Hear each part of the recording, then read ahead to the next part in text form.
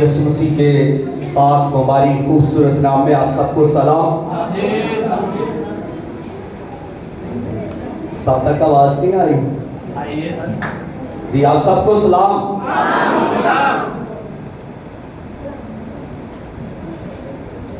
آج کون سا دن ہے؟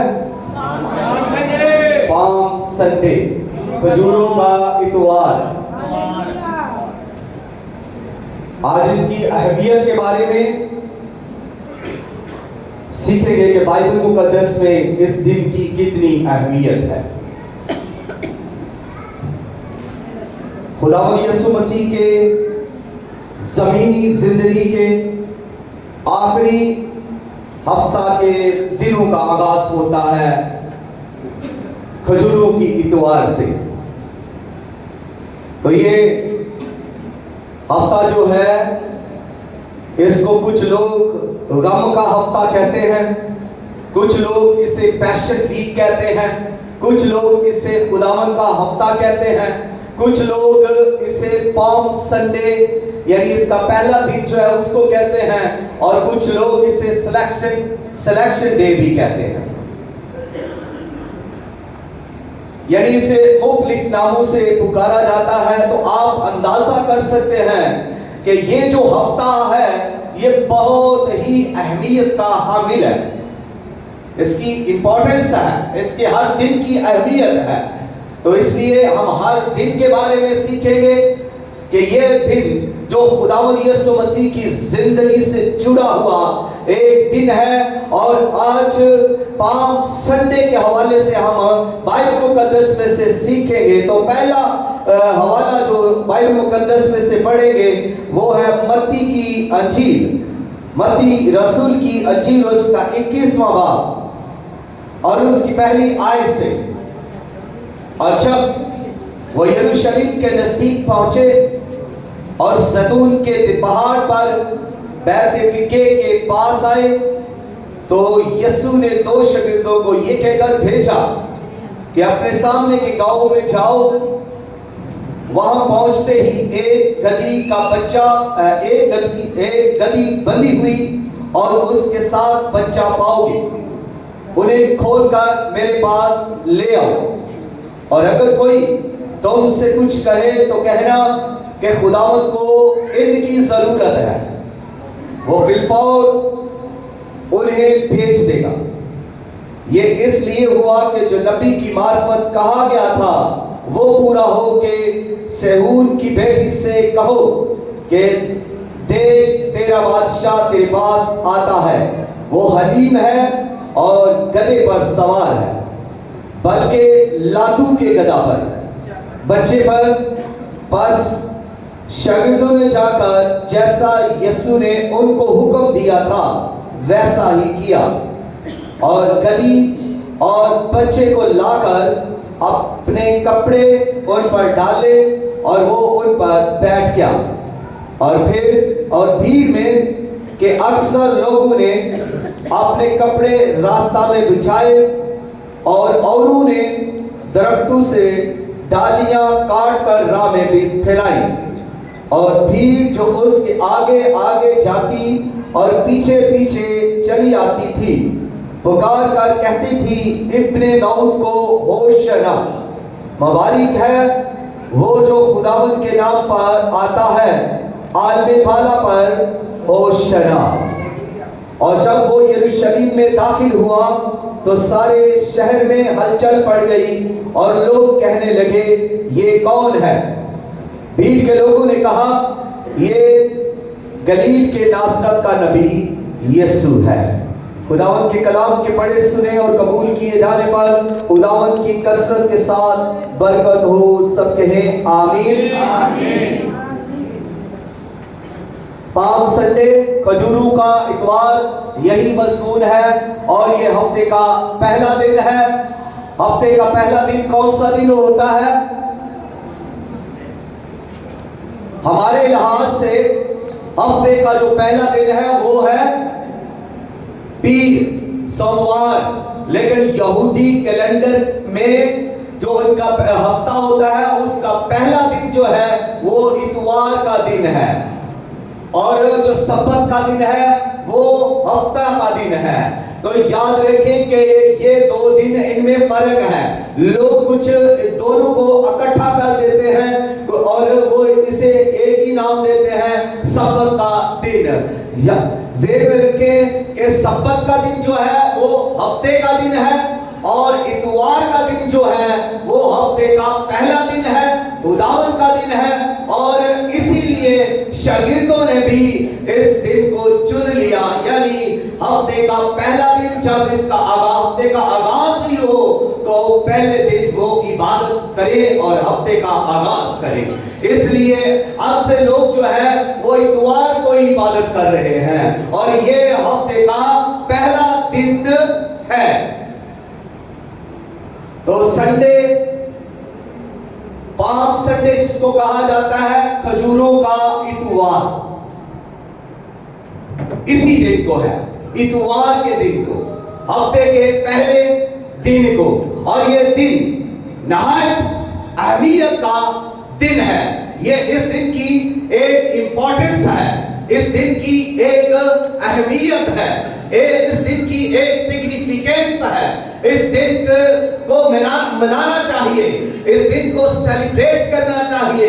یہ دن خداوند سے جڑا ہوا ہے اور اس کا تعلق خداوند کے اس کی زندگی کے اس آخری ہفتے سے ہے. اور آخری ہفتے کا یہ پہلا دن ہے جب خداوند یسوع مسیح گدھا پر سوار ہے. اور وہ کہاں سے چلے؟ وہ بیت الیا سے, بیت فیکا سے وہ یرو کی طرف سے یروشلیم کی طرف آئے. آخری ہفتہ میں جب وہ سفر کرتے ہوئے یروشلیم کی طرف آئے ہیں تو وہ راستے میں جب چلے ہیں تو بیت فیکا ایک گاؤں ہے جس کا مطلب ہے انجیروں کا درخت گھر. پھر ایک اور گاؤں ہے جس کا جو ہے بیت الیا جس کا مطلب ہے کھجوروں کا گھر. اور یروشلیم کا مطلب کیا ہے؟ خداوند کا شہر.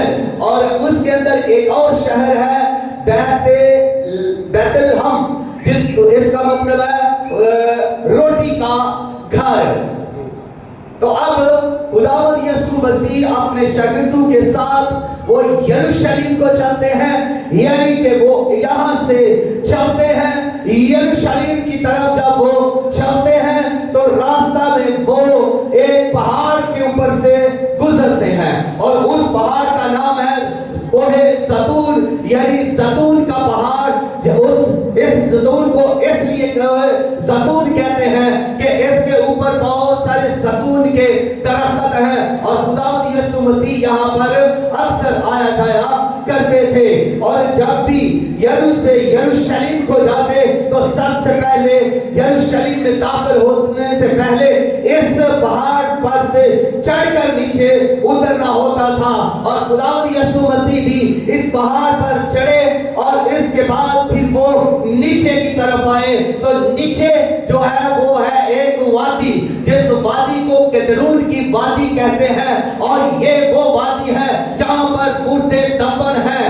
جو یروشلیم کے مردے تھے وہ دفن ہیں, یعنی آپ اس کو ایک قبرستان کے طور پر سمجھ سکتے ہیں. اور خداوند یسوع مسیح یہاں سے گزرتے ہوئے اب وہ یروشلیم تک جب پہنچتے ہیں تو وہاں پر وہ اپنے شاگردوں کو ایک حکم دیتے ہیں. اور وہ حکم یہ ہے کہ جاؤ سامنے کے گاؤں میں کہ وہاں پر ایک گدھی اور اس کا بچہ بنا ہوا ہوگا اور اس کو تم کھول کر میرے پاس لے آنا. اور اگر کوئی پوچھے کہ اس کو کیوں کھولتے ہو تو ان کو بتا دینا کہ اس کو خداوند کی ضرورت ہے. تو جب وہ گئے اور وہ اس کو کھول کر لائے تو کسی نے پوچھا تو انہوں نے بتایا کہ اس کو خداوند کو اس کی ضرورت ہے. اور وہ اس کو لے کر اس کے پاس آئے اور جیسے ہی وہ اس کے پاس لے کر آتے ہیں تو خداوند یسوع مسیح اس گدھی پر بیٹھتے ہیں. بیٹھنے سے پہلے وہ لوگ کیا کرتے ہیں, اس گدھی کے بچے پر اپنے کپڑے بچھاتے ہیں اور پھر खुदा यीशु मसीह उस गदी पर बैठ जाते हैं। फिर उसके बाद लोग जो है गदी के बच्चे के आगे आगे कपड़े भी बिछाते हैं और डालियां भी बिछाते हैं दरख्तों की। इस तरह एक जुलूस जमा होता जाता है, लोग भरते जाते हैं। बाइबल बयान करती है कि लोग उसके आगे आगे भी चल रहे थे और भीड़ उसके पीछे पीछे भी चली आ रही थी, यानी दोनों तरफ भीड़ थी। खुदावंद यीशु मसीह के आगे भी भीड़ है, खुदावंद यीशु मसीह के पीछे भी भीड़ है। खुदावंद यीशु मसीह के साथ उसके शागिर्द हैं, लोग हैं और बहुत बड़ी भीड़ है। जैसे जैसे ये आगे बढ़ते जाते हैं, लोगों की भीड़ बढ़ती ही जाती है। और फिर जब वो यरूशलेम के अंदर दाखिल होते हैं, वो एक गेट में से दाखिल होते हैं और उस गेट का नाम है मशरकी दरवाजा, जिसे गोल्डन गेट भी कहते हैं, जिसे मशरकी दरवाजा भी कहते हैं, जिसे रहम का दरवाजा भी कहते हैं, जिसे खूबसूरत दरवाजा भी कहते हैं। और इसी में से ये मशरक की तरफ से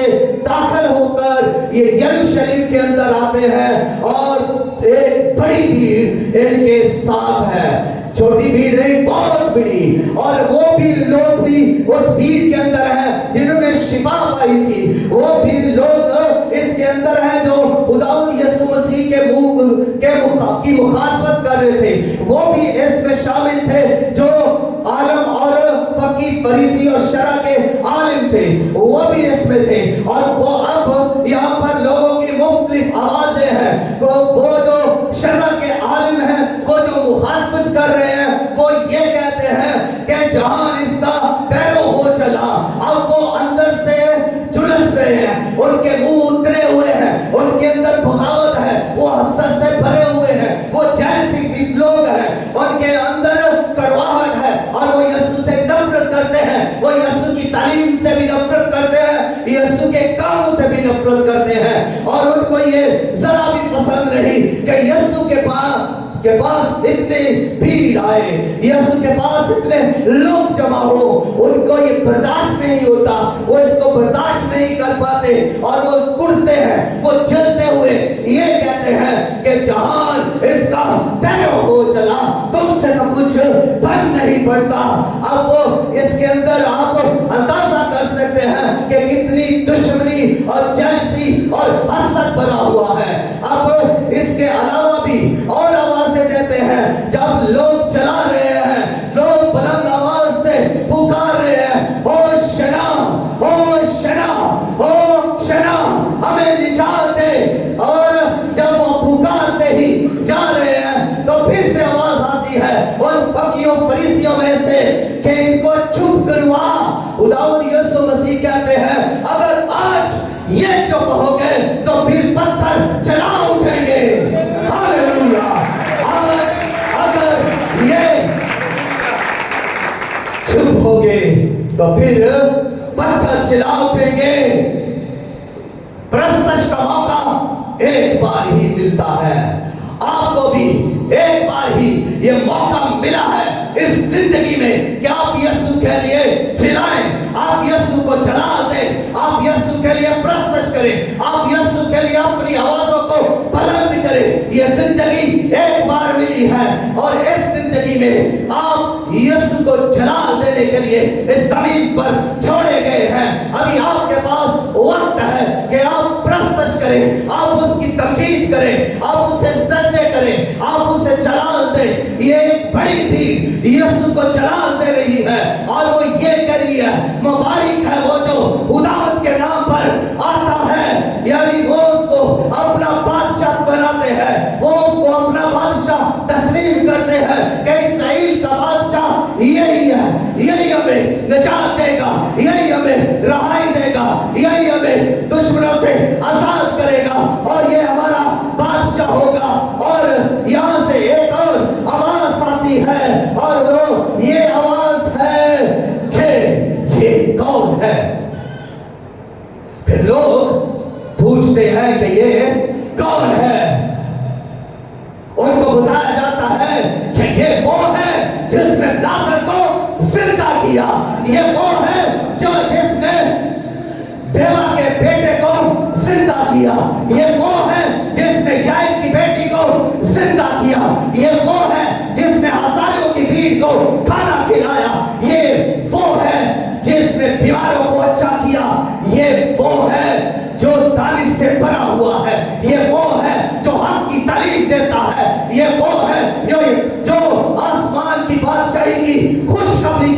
تعلیم دیتا ہے، یہ وہ ہے جو خدا کی طرف سے ہے، یہ وہ ہے جو ناصرت کا نبی ہے۔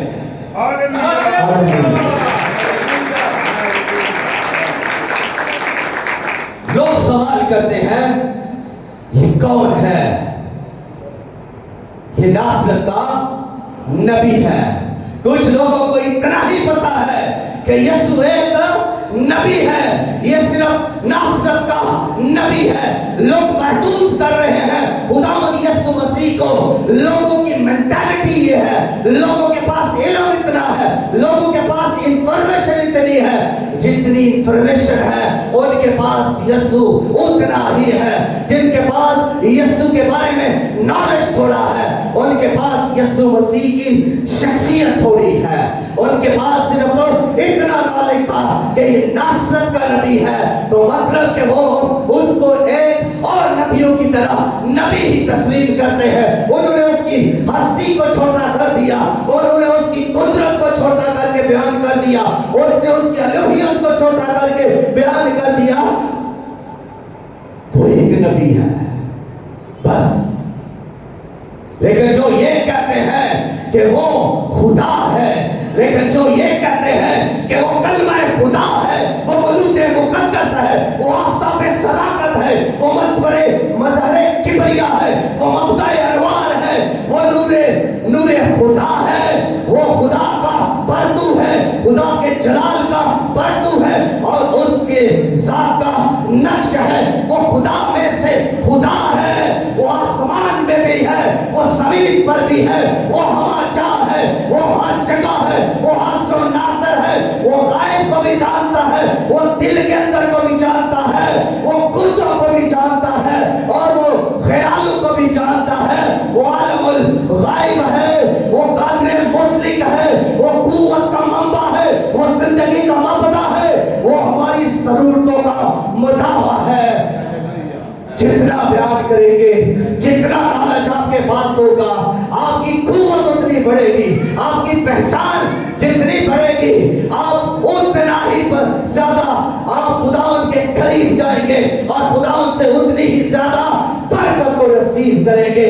آپ نے اگر جاننا ہے خدا کو تو یسوع کو جانے، جو یسوع کو جان لیتا ہے وہ خدا کو جان لیتا ہے، کیونکہ یسوع مسیح نے فرمایا میں اور باپ ایک ہیں، میں اور باپ ایک ہیں۔ کلیسیا بولے گی میں اور باپ ایک ہیں، یعنی یسوع مسیح اب یہ کہہ رہے ہیں کہ جو حکمت باپ کی ہے وہ میری ہے، جو قوت خدا کی ہے وہ میری ہے، جو جلال خدا کا ہے وہی جلال میرا ہے، جو ذات خدا کی ہے وہی ذات میری ہے، وہ جو رتبہ، جو معیار، جو قدرت خدا کی ہے وہی قدرت میری ہے۔ باپ مردوں کو زندہ کرتا ہے، میں مردوں کو زندہ کرتا ہوں۔ باپ اندھوں کو آنکھیں دیتا ہے، میں اندھوں کو آنکھیں دیتا ہوں۔ باپ لنگڑوں کو چلاتا ہے تو میں لنگڑوں کو چلاتا ہوں۔ باپ نے یہ اختیار مجھے دیا ہے، یعنی میں اپنی طرف سے نہیں بولتا، میں اپنی طرف سے کچھ نہیں کرتا۔ یسوع مسیح نے یہ فرمایا کہ جو کچھ باپ کہتا ہے میں وہی کہتا ہوں، جو کچھ میں باپ کو کرتے ہوئے دیکھتا ہوں وہی میں کرتا ہوں۔ اس لیے آپ یسوع کو جانیں۔ جس نے یسوع کو دیکھا اس نے خدا کو دیکھا، جس نے یسوع کو جان لیا اس نے خدا کو جان لیا۔ جس نے یسوع مسیح پر ایمان رکھا اس نے خدا پر بھی ایمان رکھا، کیونکہ جس کے پاس بیٹا نہیں اس کے پاس زندگی نہیں۔ آپ اگر زندگی پانا چاہتے ہیں تو خدا کے بیٹے یسوع پر ایمان لائے، خدا بھی مل جائے گا، زندگی بھی مل جائے گی، آسمان کی ساری برکتیں بھی مل جائے گی، زمین کی برکات بھی ملتی ہی جائے گی۔ یہ کون ہے؟ تو پھر جب ہم سے کوئی پوچھے یہ کون ہے تو ہم کہیں گے کہ یہ کلمہ خدا ہے، یہ کلمہ حق ہے، یہ نوروں کا نور مجسم ہے، یہ خدا کا بیٹا، خدا کی حکمت، خدا کا جلال اور خدا کی قدرت की हिकमत है। आगे बढ़ते हुए जब वो यरूशलेम में पहुंच चुके हैं और वहां से मूव होते हुए आगे बढ़ते जा रहे हैं, फिर वो वहां से हैकल के अंदर जाकर ठहर गए। और जैसे ही वो हैकल के अंदर आकर ठहर जाते हैं, आप देखते हैं वहां हैकल का नक्शा बदला हुआ है, हालत बदली हुई है। वहां पर कैसे लोग हैं, वहां पर कबूतर फरोशी हो रही है, वहां पर क्या हो रहा है, चूहे हो रहे हैं, वहां पर नकदी के अड्डे बने हुए हैं, वहां पर लेन देन हो रहा है, कारोबार हो रहा है, वहां पर अजीब काम हो रहे हैं। तो ये घर यरूशलेम हैकल जो है किसका घर है? खुदा का घर है। और जब खुदावंद यीशु मसीह गैरत में आ गए, जोश से भर गए, गुस्से में आ गए और उन्होंने कहा, लिखा है कि मेरा घर दुआ का घर कहलाएगा, मेरा घर इबादत का घर है, लेकिन तुमने उसे डाकुओं की खो बना दिया है। आप सोचिए, ये घर किसका है? खुदा का घर है, इबादत के लिए है और दुआ का घर है। अगर हमने इसकी इज्जत नहीं करनी, इसकी सफाई नहीं करनी, तो यीशु गुस्सा में आकर ये कहेगा कि तुमने इसे डाकुओं की खो बना दिया है। अगर स्टेज के ऊपर गंदगी है, अगर हॉल के अंदर गंदगी है, सेट के अंदर गंदगी है, तो मैं तो यह अक्सर देखता हूं, इस कलीसिया को तो फुर्सत नहीं कि कभी भी आकर इस चर्च की सफाई कर लें। किसी के पास इतनी जुर्रत नहीं, किसी के पास इतना ईमान नहीं कि खुदा की हैकल को साफ करने में बरकत है, खुदा की खुशी है। चंद एक लोग हैं जो गैरत रखते हैं इस चर्च की। सरपरस्त एल्डर सलीम साहब हैं, सुबह उठते ही आकर इसको धोना शुरू कर देते हैं। अगर नहीं धोया गया तो उनको फिक्र है इस घर की के इबादत करनी है, कहीं पर गंदगी ना हो, कहीं पर बेतरतीबी ना हो, सफाई होनी चाहिए। रात को भी सफाई का ख्याल किया जाता है और आकर वो देख लेते हैं, अगर सफाई होती है तो फिर अगर टाइम हो तो वो रात को ही कर लेते हैं, अगर नहीं हो सका तो टाइम नहीं तो फिर वो सुबह को आकर कर लेते हैं। इनके साथ एल्डर शनावर भी है, एल्डर नईम भी है, और लोगों को मैं नहीं देखता कि उनके पास इतना टाइम हो। एक फैमिली चली थी चंद हफ्तों के लिए, लेकिन अब पता नहीं उनको भी क्या हुआ है, किसी ने शायद मना कर दिया। खुदा के घर की सफाई करना अच्छी बात नहीं, और उन्होंने फॉलो कर लिया है। इसलिए यीशु मसीह को देखें, कोड़ा बनाया है, मारना शुरू कर दिया है, हैकल को खाली कर दिया, जानवरों को निकाल दिया, नदियां बखेर दी और हैकल को साफ करना शुरू कर दिया। बाप के घर की गैरत है। हम किस यीशु को मानते हैं? हम उस यीशु को मानते हैं जो बाप की और उसके घर की गैरत रखता है। अगर हम उसको मानते हैं तो फिर हमें भी गैरत रखनी चाहिए इस घर की, खुदा बाप की, खुदा बेटे की, और उसकी बातों की और उसके घर की गैरत रखनी चाहिए, क्योंकि हम भी ईमानदार हैं, हम भी यीशु मसीह में खुदा के बेटे हैं। एक वो बेटा है, एक हम बेटे हैं, और वो गैरत से भरा हुआ बेटा है, और वो गंदगी को देखकर कहर में भर गया, गुस्सा से भर गया। लेकिन एक हम बेटे बेटियां हैं, गंदगी को देखकर भी चले जाते हैं। अच्छा, कोई और आएगा साफ कर लेगा, हमारी ड्यूटी ये नहीं। कलीसिया इस बात को सीख ले। हंटर मेमोरियल के कलीसिया को उनसे भी आप कभी सीख ले। वो खुद पे खुद आकर सफाइयां कर रहे होते हैं, शाम को भी सुबह भी झाड़ू लगा रही है बहनें। क्यों? बरकत मिलती है। क्या यहाँ बरकत नहीं? क्या यहाँ खुदा नहीं?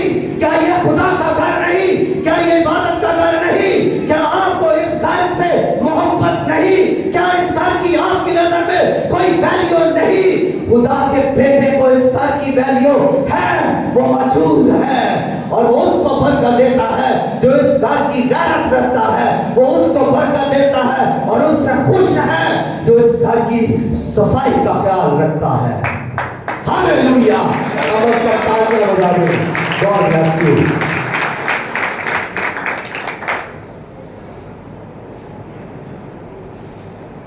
हैकल के अंदर खुदावंद यीशु मसीह ने आकर ये काम किया।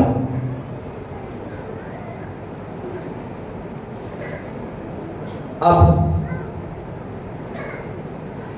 ये खजूर की डालियां लहराते हुए, इनकी एक वैल्यू है बाइबल के अंदर, इसलिए ये डालियां लहरा रहे थे, क्योंकि पुराने अहदनामे के अंदर भी इसकी बहुत सारी हमें वर्सेस मिलेगी, बहुत सारे हवाले मिल जाएंगे, लेकिन मैं इतनी डिटेल में अगर जाऊंगा फिर टाइम और ज्यादा हो जाएगा। तो मैं ये कहना चाहता हूं कि जब कोई बादशाह फतह करके आता था तो वो डालियां खजूर की लहराते हुए आता था, और लोग उसको इतनी डालियों के साथ वेलकम करते थे। अब हमारा खुदावंद यीशु मसीह जिसने 3.5 साल इस दुनिया में खिदमत की, अब वो आखिरी हफ्ता में हैकल में आकर अपनी ये सारी खिदमत को, खुदा के सारे उस मंसूबे को पूरा करने के लिए जा रहा है। तो वो फातिहा की हैसियत से, वो शहंशाह की हैसियत से, वो शाहाना अंदाज में यरूशलेम में हैकल में दाखिल हुआ है। इसलिए लोग इन डालियों को लहरा रहे हैं और उसे इस्राएल का बादशाह कबूल करते हैं। यीशु मसीह यरूशलेम पर रोया, क्यों? इसलिए कि यही लोग जो अब यीशु के लिए नारे लगा रहे हैं, यही लोग जो कह रहे हैं होशना होशना हमें निजात दे, यही लोग थोड़े दिनों बाद कहेंगे इसे मसलूब कर, इसे मसलूब कर, अब इनका नारा बदल जाएगा। यीशु मसीह इसलिए रो रहे हैं इस यरूशलेम पर, क्योंकि ये नबियों की कातिल है। और यीशु मसीह ने कहा ऐ यरूशलेम, ऐ यरूशलेम, तू नबियों की कातिल है, और जितने भी नबी आए वो इसी यरूशलेम के अंदर कातिल हुए। इसलिए यीशु मसीह यरूशलेम पर रो रहे हैं। हम क्रिसमस मनाते हैं। जरा सुनिए, मैं इसलिए बयान करने लगा हूं कि आपको पाम संडे की वैल्यू का पता चले कि पाम संडे की वैल्यू क्या है। जब हम क्रिसमस मनाते हैं तो क्यों मनाते हैं? इसलिए कि खुदावंद यीशु मसीह क्रिसमस में पैदा हुए। और बताना ये चाहता हूं कि यीशु मसीह एक ही बार पैदा हुए, वो बार बार पैदा नहीं होंगे, इसलिए क्रिसमस रिपीट नहीं होगा। क्रिसमस रिपीट नहीं होगा। अगर यीशु दोबारा पैदा होगा तो क्रिसमस भी रिपीट होगा, लेकिन यीशु मसीह दोबारा पैदा नहीं होंगे। यीशु मसीह पैदा हुए, क्रिसमस मनाया गया। गुड फ्राइडे की एक वैल्यू है, यीशु मसीह गुड फ्राइडे के दिन मर गए। गुड फ्राइडे सलीब के ऊपर खुदावंद यीशु मसीह ने जान दे दी। यीशु मसीह एक ही बार मरेंगे, एक ही बार मरे और कभी दोबारा फिर वो नहीं मरेंगे, इसलिए गुड फ्राइडे भी रिपीट नहीं होगा। अगर यीशु मरेगा तो गुड फ्राइडे रिपीट होगा, लेकिन यीशु फिर कभी नहीं मरेगा, इसलिए गुड फ्राइडे भी रिपीट नहीं होगा। नहीं कराया जाएगा गुड फ्राइडे, नहीं कराया जाएगा क्रिसमस। और यीशु मसीह जिंदा तीसरे दिन हुए, ईस्टर के दिन, और हम ईस्टर को मनाते हैं। और याद रखें कि ईस्टर भी रिपीट नहीं होगा, ना यीशु मसीह मुर्दों में से जिंदा होंगे, ना फिर से ईस्टर दोहराया जाएगा। और अगर कुछ दोहराया जाएगा तो वो पाम संडे है। ये एक ऐसा वाक्य है जिसमें आपने देखा कि खुदावंद यीशु मसीह कोहे ज़ैतून से चले, कदरून की वादी के अंदर आए और मशरिक की दरवाजा गेट के अंदर से दाखिल होकर हैकल में जाकर ठहर गए। और वो गधी के बच्चा पर सवार थे। लोग खजूरों की डालियां लहरा रहे हैं और उनके आगे कपड़े डाल रहे हैं।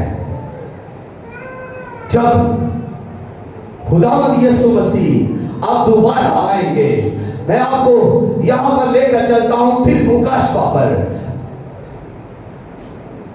जब खुदावंद यीशु मसीह दोबारा आएंगे, दूसरी आमद में जब खुदावंद यीशु मसीह 19वां पाप पुरुष की अगर आप 11वीं आयत से आगे आगे पढ़े तो यहां पर खुदावंद यीशु मसीह की आमद के बारे में लिखा है। यहां पर आप फिर से वो मंजर देख सकते हैं। खुदावंद यीशु मसीह आसमान से आएंगे, आसमान खुलेगा, आसमान से खुदावंद यीशु मसीह जमीन की तरफ आएंगे, सफेद घोड़े के ऊपर बैठे हुए होंगे, फौजी उनके पीछे होंगी, घोड़ों के ऊपर सवार होंगे। खुदावंद यीशु मसीह आकर कहां ठहरेंगे?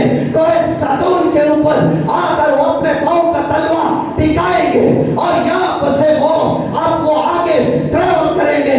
कहां से कहां उतरेंगे?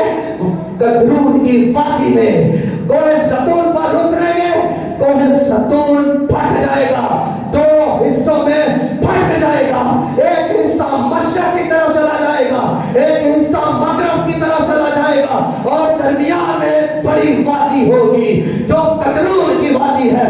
यहाँ से फिर खुदावंद यीशु मसीह उस वादी में से गुजरते हुए आगे बढ़ेंगे और वो यरूशलेम में दाखिल होंगे। और जब वो यरूशलेम में दाखिल होंगे तो उससे पहले वो उसी गेट में से गुजरेंगे जो मशरकी दरवाजा है। वो मशरकी गेट में से, गोल्डन गेट में से गुजरते हुए, और वो गेट खुद में खुद अब खुल जाएगा। वो मशरकी दरवाजा जो बंद किया गया है, आपको बता दूं कि 1540 में ऑटोमन सुलेमान पायर ने इसे बंद कर दिया।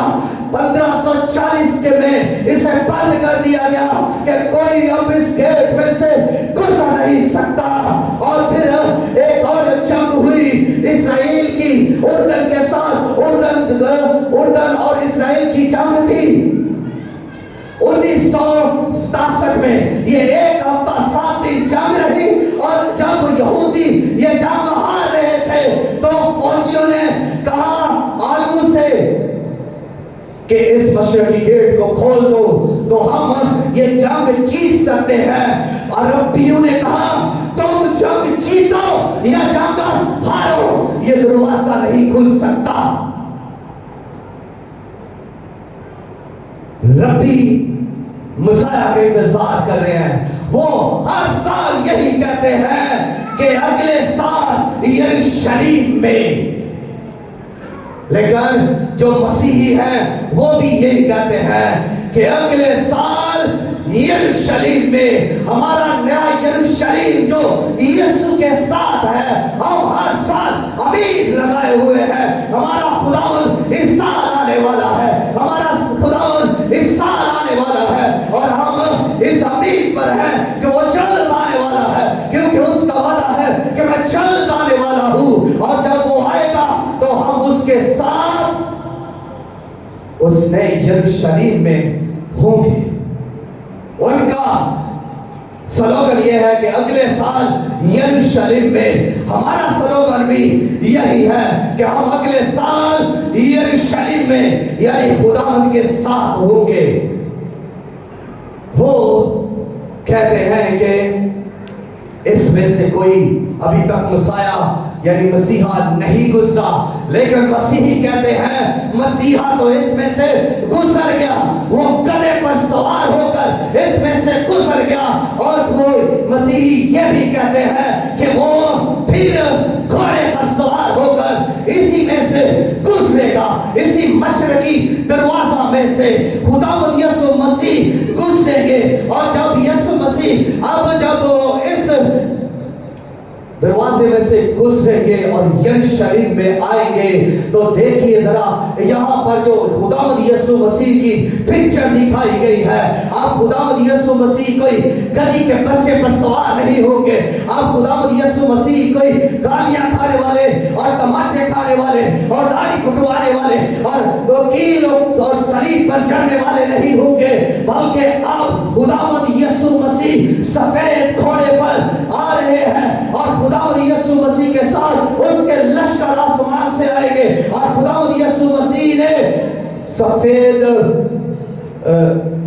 खून से छिड़की हुई पोशाक पहनी हुई होगी और उसके हाथों और पांव पर वो निशान होंगे जो कीलों से शरीर पर उसको जड़ा था, वो निशान उसके बदन पर होंगे और उसके खून से छिड़की हुई पोशाक पहनी हुई होगी और उसके मुंह से एक दो तलवार निकलती होगी जिससे वो कौमों को मारते हुए आएंगे और लोहे के आसा से हुकूमत करेंगे। और उनके सरों पर बहुत सारे ताज होंगे और उसकी आंखें शालों की मानद होंगी और उसका नाम कलामे खुदा होगा और उसकी पोशाक और रान पर लिखा होगा बादशाहों का बादशाह और खुदावंद का खुदा।